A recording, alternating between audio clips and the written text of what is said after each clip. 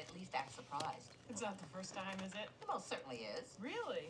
Yes, Lorelai, really. Well, then I'm surprised. It's beyond surprising. It's outrageous. What did Grandpa say? Your grandfather's still in London helping his mother close down her house. Hey everyone, so today I'm going to be doing something a little bit different, and it's going to be kind of more of a show and tell, if you will.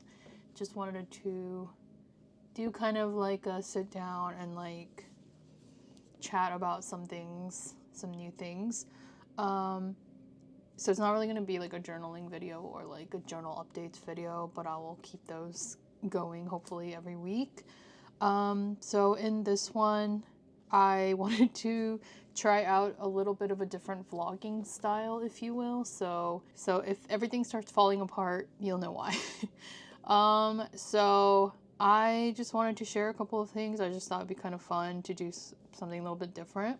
And obviously, I want this to be kind of cozy and relaxing, and you can still journal or work in the background. It's kind of a crazy day today. We're having a snowstorm here in the East Coast, so the next couple days is gonna be real locked in indoors. So yeah, and yeah, gonna be probably journaling a lot because it is a 4-day weekend, or I mean a 3-day weekend. I wish it was a 4-day weekend. It's a 3-day weekend. It's President's Day or Family Day here in Canada. Hopefully it'll be a cozy weekend of doing nothing.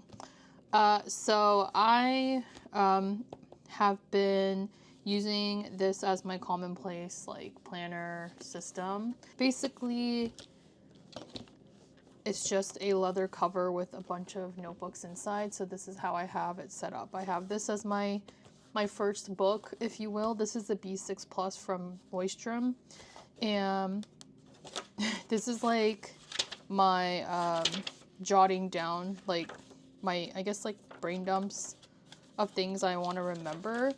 And as you can see, the handwriting from this section is like chicken scratch completely, because I'm usually writing stuff down while I'm like sitting down in an awkward position or laying down, because I've been dealing with a lot of back pain, like excruciating sciatica pain. So I've had to kind of like lay down, and that's why the writing here is so messy. And then if you compare it to my actual Commonplace writing, it's a little better, I guess. Like it's definitely more neater, just a little bit. But yeah, I just like having both. I like the balance of being tidy and neat when I write, but sometimes you just need to write it down now so you don't forget. So that is what this little page is for. And then I have, these are actually 2 booklets that I glued together so that I don't have to like add another string. And then I have this perfectly matching red Moleskine Classic. I wanted to use this as kind of like my art book. So I added all these like little black pages to it. And I did add these in. I glued them all in and cut them myself. But just for a few of these pages, they're really thick too because they're like doubled up. But the rest is just like eggshell blank pages.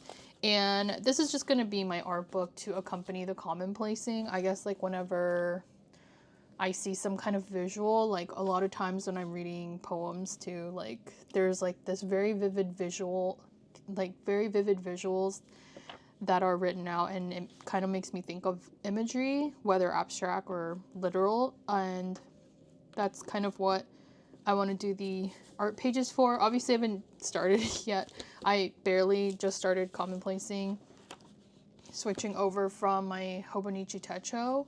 So yeah, kind of working on it bit by bit, but that is like more like a project to me, if anything. Not a daily journaling, but I do try to write down at least one thing I want to commonplace about later on. And I find the system of like having scratch paper or having a scratch notebook to brain dump your ideas and thoughts in so you won't forget. I find that having that is like really detrimental for my brain and how I work.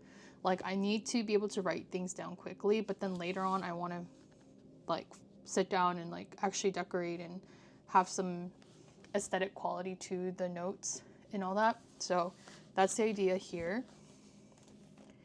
And later on in this video, I'm actually going to do like a little quiet time segment. Again, something I'm just trying out, where I'm just going to like journal or write in my Commonplace book in silence. There might be some background music for it, just so it's not awkwardly silent. It's kind of because like I really look for those type of journaling content videos. I honestly haven't found very many. Like it's either the journaling videos are straight up just ASMR content, or it's like straight up talking, which most of my journaling videos are as well. But I wanted to try something out where there will be a segment where we kind of have quiet time, like a few minutes together just to like meditate and like write in your journals without me talking. So I will be playing that montage in a little bit. But before we get into the quiet time, I just wanted to share some like little fun things. So for Valentine's Day, I got these candles from my partner, and it comes in a set and it's super cute. Like, look at this. This is amazing. Our house, I have to admit, is full of Diptyque stuff. I'm like a Diptyque freak. I have the candle, the hair scent, hairspray or whatever, and then I have perfumes.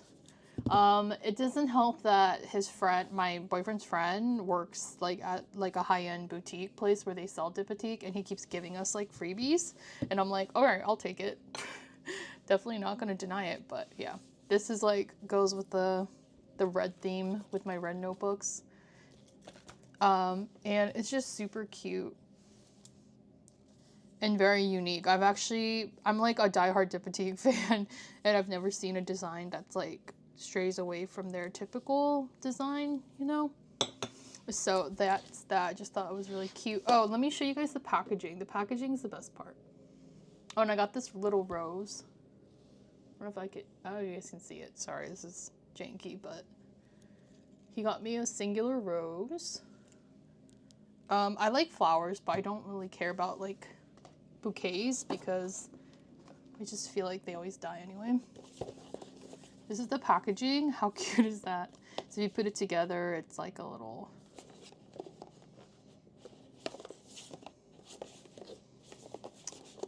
duo. I definitely want to use these as like ephemera. I think that's the best part of getting anything these days is the packaging. Like I can save it for ephemera.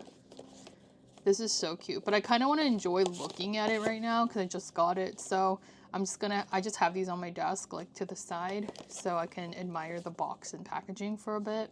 And I don't know, maybe I won't pull it apart until later, but I think it's really cute. Amore. Yeah, so I just thought this was super, super cool. So that was my Valentine's Day goodies. Okay, this is kind of funny, like kind of silly, but I've been working on this like train thing, this train toy. It's basically like a little child's train toy, and I painted the wheels. I actually only have done one side just because I have to be able to hold it down and I don't want one side or the other to get messed up. But that's the original wheels. And my boyfriend was like, how come you didn't take like a before photo? And I was like, oh shoot, I forgot, to be honest. So oops. But basically the original was that this top part was the same color as this blue. This like front here was red. Very childish colors, I guess. And I just really liked the toy itself and I wanted to love it and keep it, but I just hated the colors. It was kind of like, I don't know, just wasn't my vibe. So I just thought I had a bunch of these Posca markers. So I thought maybe just for fun, I can paint them in, and I don't know, it started turning into an art project. And the story behind this little train, and the reason I have it, is that when we went to Vegas, we went to an arcade, and you know, the arcade, the prizes that you get at those arcades, especially like when it's just like a cheapy kind of arcade. They're really like dumb prices. They're literally for like toddlers and little children who get excited for rubber bands or whatnot. So we actually had so many tickets that there was enough for a Gengar plushie, okay? And I really wanted that Gengar plushie. But what ended up happening is that we saw this frame, which, sorry, I don't have any photos, but we saw this frame of like these, it's like a picture frame with these bears. Basically my, like, my boyfriend's parents live in kind of like the woodlands, is that the right word? They live like in a very countryside type of area. And the bears seemed so random to be at a prize at the arcade that we were actually just kind of laughing at it, but also it was like very cozy and cabin vibes. So we thought, because this was before Christmas, we went to Vegas before Christmas, we thought it would be like a cute little random gift. So I didn't, I sacrificed getting my Gengar plushie, which would have ended up being my dog Coco. It would have been a toy for her anyway. We just ended up getting it because I thought it was funny. So then we had leftover tickets, of course. So I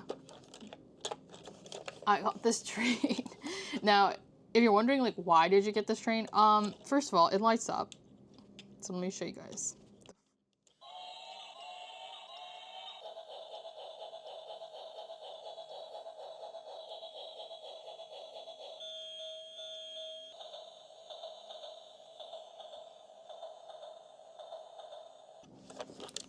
I mean, it's so freaking stupid, but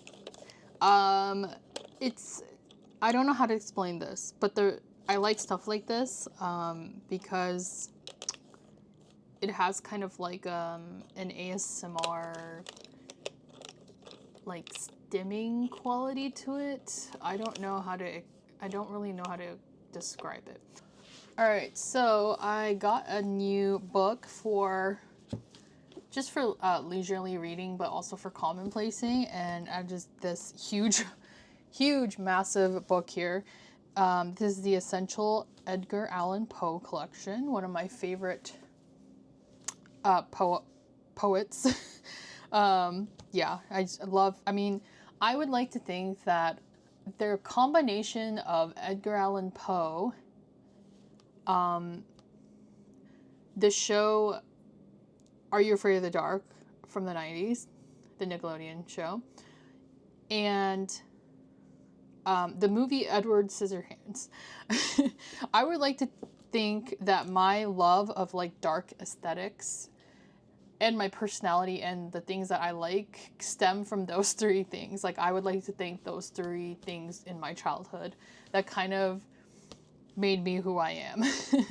I have always loved like dark and like horror stories that aren't like too like outwardly spooky, if that makes sense.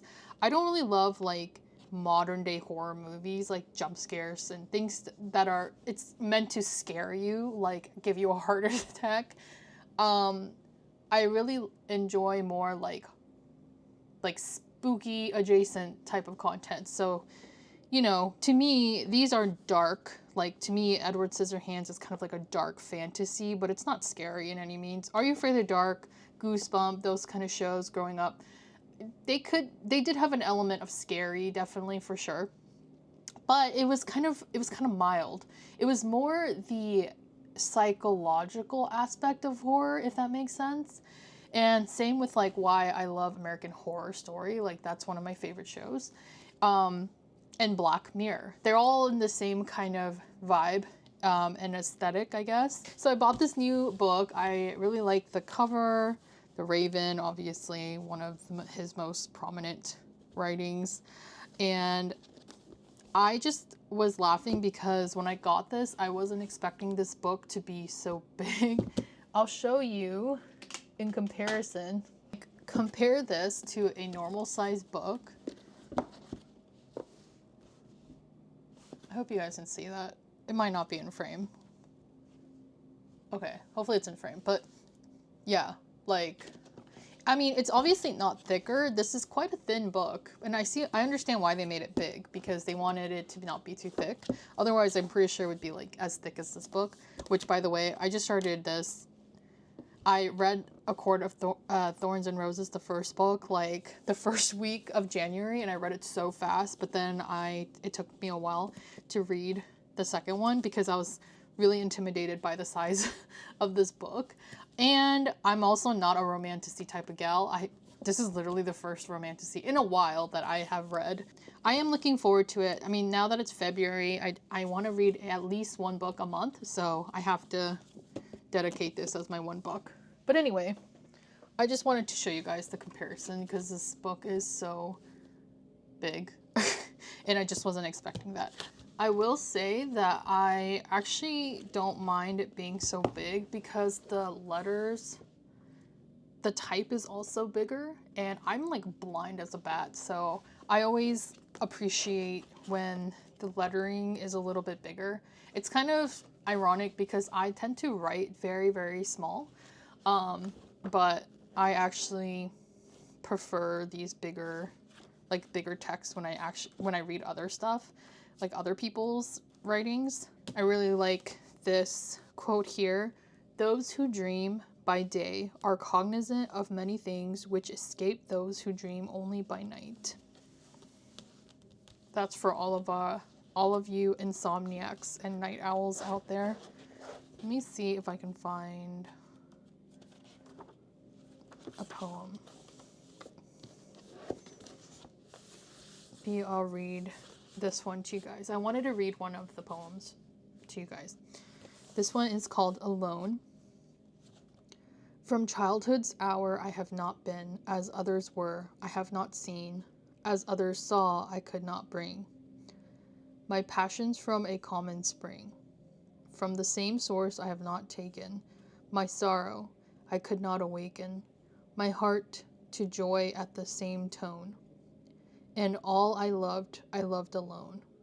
Then in my childhood, in the dawn of a most stormy life, was drawn from every depth of good and ill the mystery which binds me still, from the torrent or the fountain, from the red cliff of the mountain, from the sun that round me rolled in its autumn tint of gold, from the lightning in the sky as it passed me flying by, from the thunder and the storm and the cloud that took the form, when the rest of heaven was blue, of a demon in my view.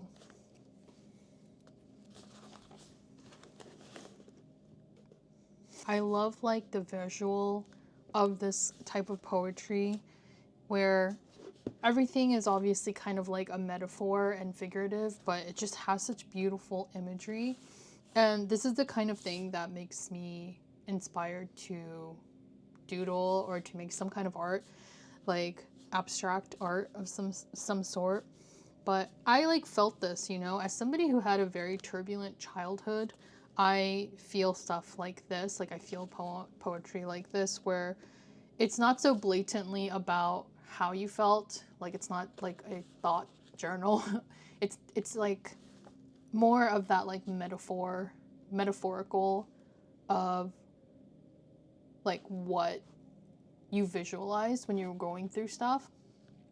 And especially as a young child, when you grow up in like a turbulent or dysfunctional home, you don't really have the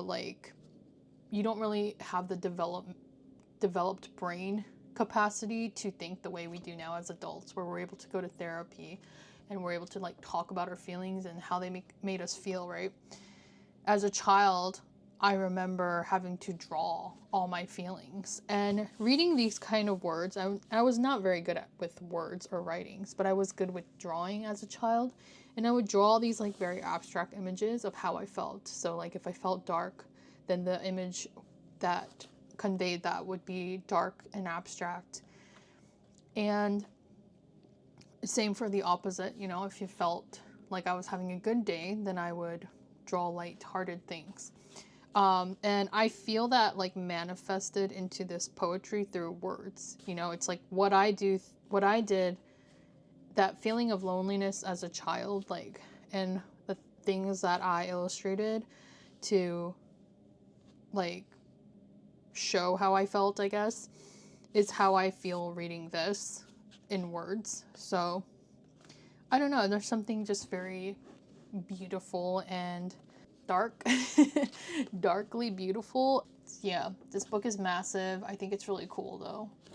Like, it's just the type is so big, too. I love how big the type is. Like, I can not strain to read something, which is great.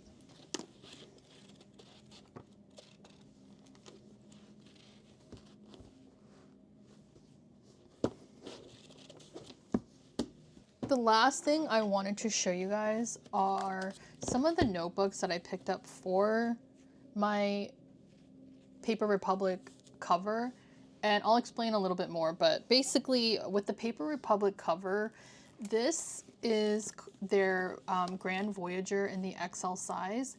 It is not like a proper, like, standards notebook size, if that makes sense.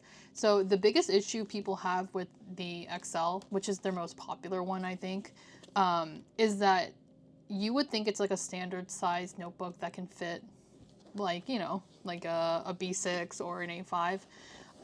Unfortunately, there is no standard size that really fits in this notebook. You can already see it with mine, but, like, the pages and the papers, like, stick out quite a bit. It doesn't bother me just because it adds to, like, the messiness and the, I don't know, the vintagey vibe of it all, I guess. I don't mind it, but it's, like, just letting you know that if that does bother you, like, it's hard to find a notebook that's really gonna fit in here that isn't gonna stick out. So these guys, it's the same one that I'm using in this book currently. This one does fit, like, almost exact to the dimensions, but the problem is that, and I don't know if you guys can see it on the camera very well, but the problem is that, like, because it's so exact, like, when this book moves around, it, like, ends up sliding out all the time, like that. You see what I mean?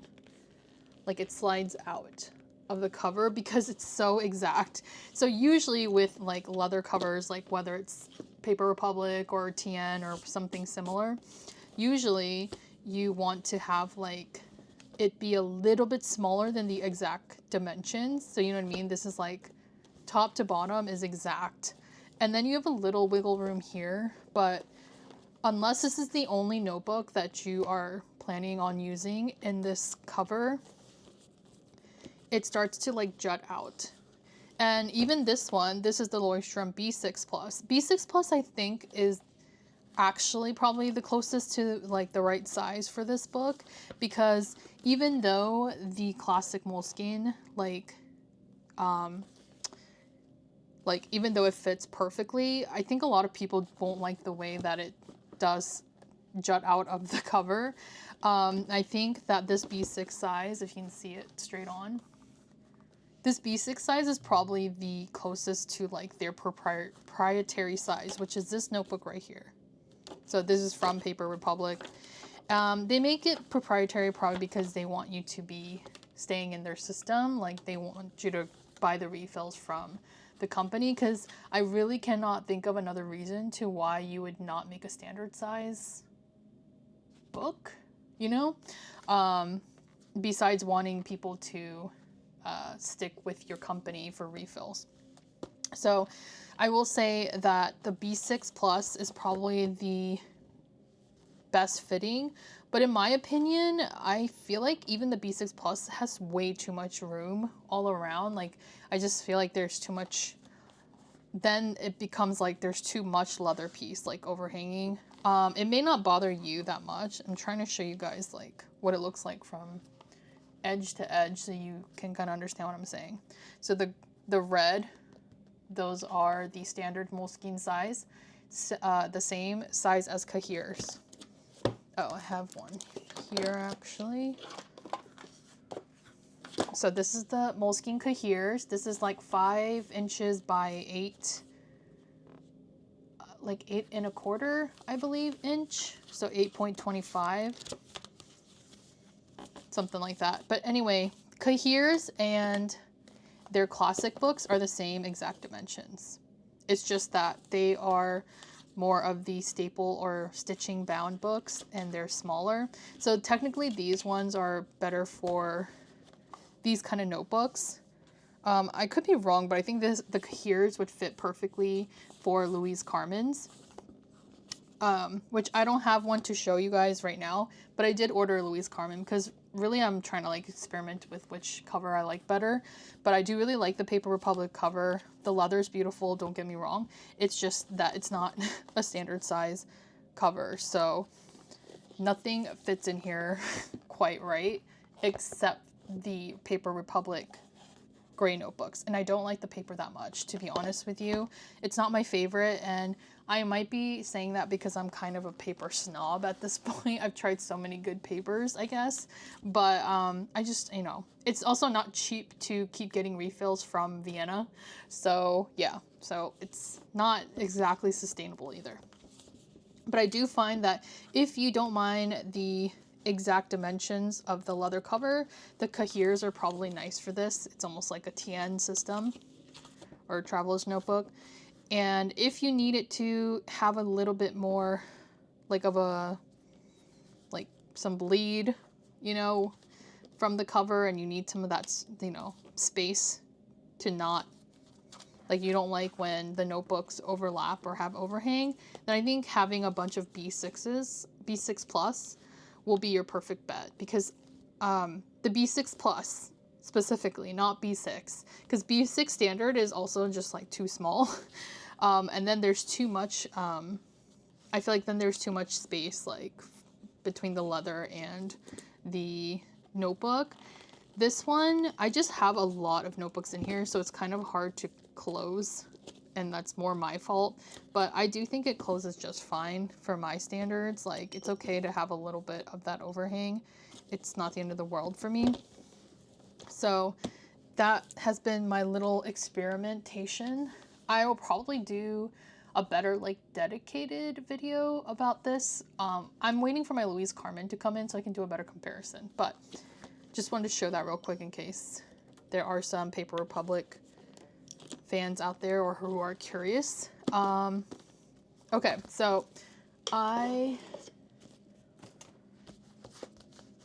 bought a couple of different notebooks. Again, this is just a Cahier's, same as this. I bought a couple of different notebooks just to try it out. I just wanted to experiment to see which one I would like more, basically. And then this is another classic, but this is not blank. I just wanted to get the red ones since it matches the journal. But yeah, see, these are all the same size. And this is grid. I love grid the most, the square grids. But sometimes I don't mind the dot grid either. This one is kind of interesting. I got this from, I bought this from Wonder Pens, which is like a Toronto-based stationery store. This is a standard B6, by the way, so you can kind of get an idea of the size here with the B6, or I guess it'd be more helpful if you saw it compared to a B6 Plus, but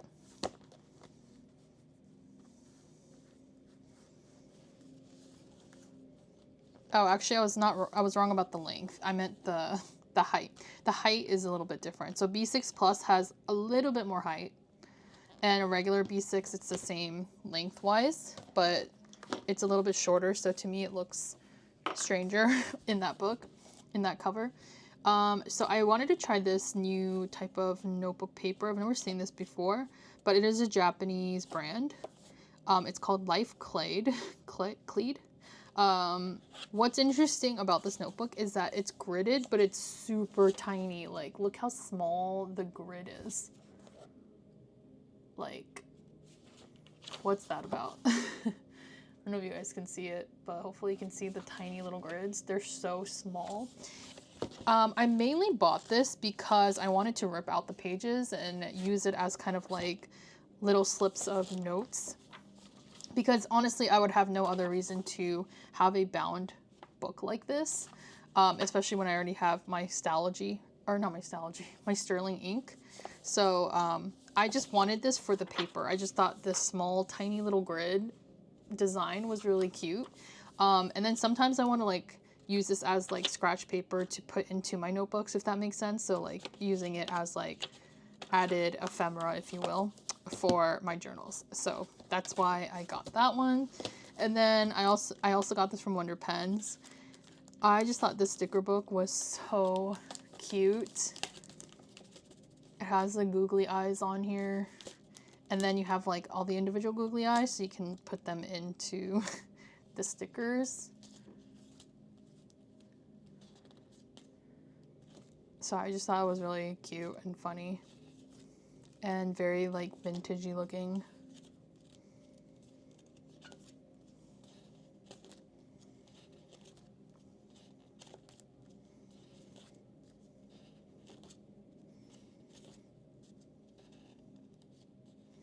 Corn on the cob in a can. Very cool.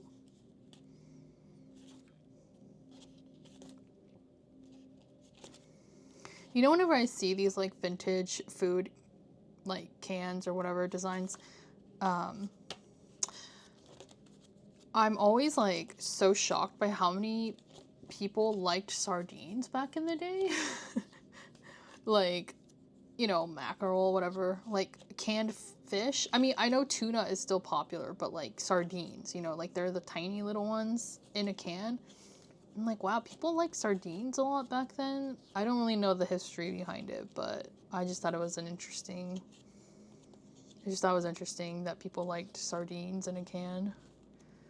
What's funny though is that in Korean culture, we have, well, they're not sardines, but we have something called 멸치, and it's like well, I don't know what they are, minnows, like they're like tiny fish, right? Koreans love eating those, and you see them in soups like all the time. I grew up like seeing fish head in my soups all the time, so I freaking hate fish. Like I don't really love it.